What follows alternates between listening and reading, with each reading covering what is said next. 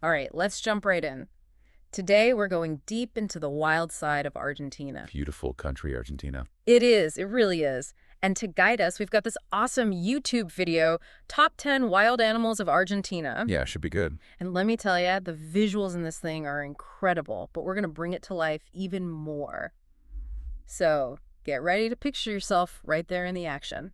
First up, we're heading straight into the rainforest. Oh. Dense, lush, you can almost feel the humidity.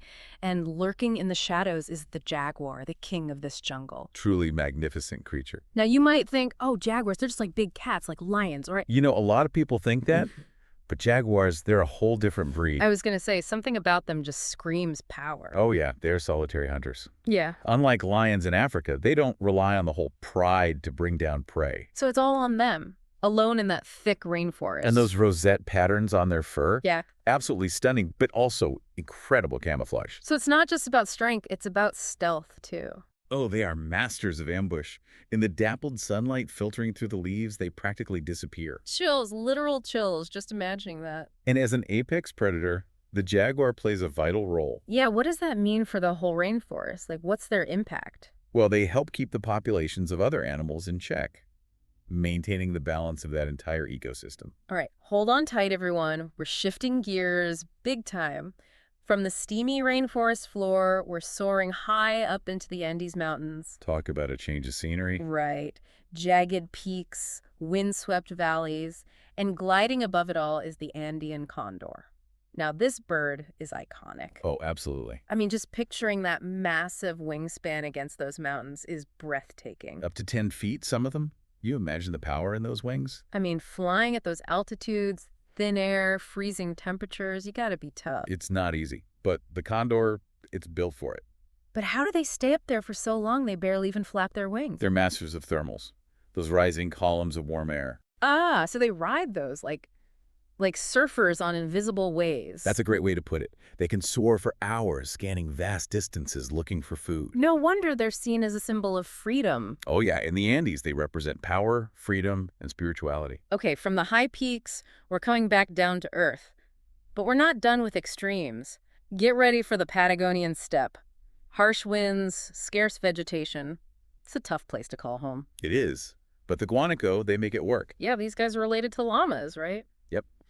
But they're built for endurance. They've got thick, woolly coats to handle the freezing winters. And I bet living in herds helps too, right? Oh, absolutely. Safety in numbers. Plus, the dominant male. He's always on the lookout. Eyes peeled for predators. Exactly. They got to watch out for pumas, you know. Speaking of which, that leads us perfectly into our next animal. We're moving to the foothills of the Andes. Rugged terrain, hidden valleys, and a sense of mystery. This is puma territory. It goes to the mountains, they call it. Okay, that nickname is perfect. Why ghost, though? Well, they're incredibly elusive. Their tawny coat blends right into the rocky landscape. So they're like phantoms, moving unseen through those mountains. And jaguars are powerful, sure. Mhm. But the puma, it's got a huge range. They can live in mountains, deserts, even forests. So they're adaptable more than the jaguar. Exactly. And their hunting techniques, they vary depending on the terrain. So they're not stuck in one way of doing things. They can ambush from trees, chase down prey over long distances, whatever works. Opportunistic hunters. I like that. But hey, enough with the stealthy predators, right? Let's switch it up. We're heading east to the vast grasslands of the Pampas. And get ready for this. The maned wolf. Now that's a unique creature. When I first saw a picture, I was like, is that real? It looks like a fox on stilts. I know, right? Long legs, reddish gold fur, that mane that stands up when it's threatened. You don't see that every day. But here's the kicker. You see that wolf-like look, you think, oh, it's got to be a fierce predator. Most people assume that, yeah. But guess what? Their diet is mostly fruit. You got it. Mhm. And small animals. But they play a huge role in seed dispersal, actually. So they're like gardeners of the pampas, helping plants spread and grow. Exactly. They're a vital part of keeping those grasslands healthy and diverse. From rainforests to mountains to grasslands, this is why I love Argentina. It's an incredible tapestry of life. It really is, and we've only just begun to explore it, so stick with us, folks, because there's so much more to discover. I mean, you see all these animals thriving in these crazy environments. It makes you realize how powerful evolution is, you know? It does. It's like they're perfectly designed for these specific places. They've had centuries to adapt, to hone their skills. But here's the thing that always gets me. We talk about how well they're adapted, but what about the stuff we humans are doing? How's that impacting them? Yeah, that's the big question, isn't it? Like habitat loss, that's got to be huge, right? Oh, absolutely. It's one of the biggest threats. So especially as we keep expanding, building more, taking up more space. It's tough. You think about an animal like the jaguar. They need a lot of space to hunt. So even though they're apex predators, they're still vulnerable. Exactly. If they don't have enough territory, they can't find food, they can't reproduce. And it's not just habitat loss. What about climate change? Does that play a role too? Oh, definitely. It's messing with weather patterns, causing more extreme events. Droughts, floods, all that stuff. And that could disrupt everything. Food sources, breeding cycles, migration patterns. It makes it harder for them to survive. So it's like this double whammy, habitat loss and climate change, both putting pressure on them. It's a complex issue, but the more we understand it, The better we can protect them. exactly, awareness is key. You know, out of all the animals we've talked about so far, I'm curious, is there one that really stands out to you in terms of like resilience or just its unique adaptations? You know, it's hard to pick just one. They're all pretty amazing in their own way, True. but I gotta say, the maned wolf, it's always intrigued me. Oh yeah, the fox on stilts. That's the one. You see this creature, it looks like it should be a fierce predator, right? Totally. But then you learn about its diet, and it just blows your mind. Mostly fruit, right. Not exactly what you'd expect. And yet it thrives in those grasslands. Yeah. It's a reminder that nature is full of surprises. It makes you wonder though, like how does the presence of one animal, like the maned wolf, Impact everything else. exactly, it's all connected, right? Oh, absolutely. It's a delicate balance. So the maned wolf, by eating fruit and dispersing seeds, it helps plants grow. Which provides food and shelter for other animals. It's like a chain reaction. One thing leads to another. And that's why protecting entire ecosystems is so important. Because if you remove one piece, the whole thing can fall apart. Exactly. It's not just about individual species, it's about the whole web of life. This whole deep dive, it's really got me thinking About just how incredible Argentina is and all the challenges these animals face. it's inspiring, isn't it?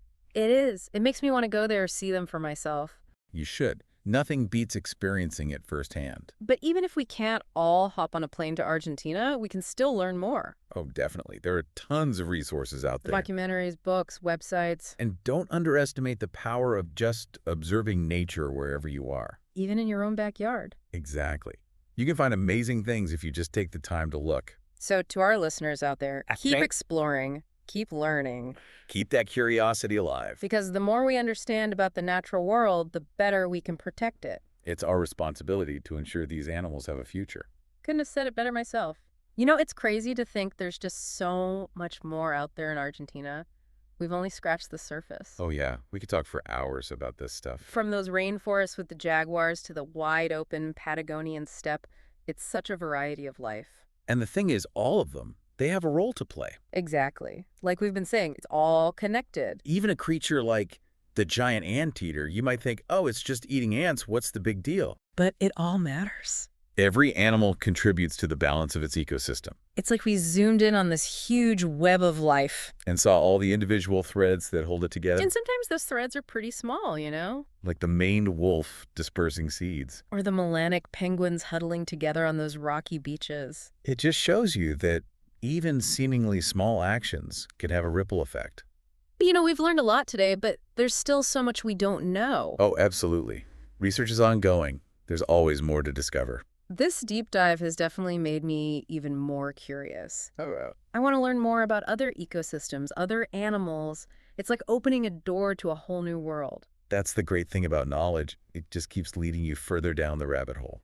And I bet some of our listeners are feeling that same spark of curiosity. Hopefully. So to everyone listening, if you're feeling inspired, don't let that feeling fade. Yeah. Keep exploring. Read books, watch documentaries. Visit your local museum. Maybe volunteer with a conservation group. There are so many ways to learn more about the natural world and how you can help protect it. Because at the end of the day, it's up to all of us to ensure that these animals have a future. We can't just sit back and assume someone else will take care of it. We all have a role to play. Well said. So to our listeners, thanks for joining us on this deep dive into the incredible wildlife of Argentina. It's been a pleasure. This has been The Deep Dive, your shortcut to being well informed. We'll catch you next time.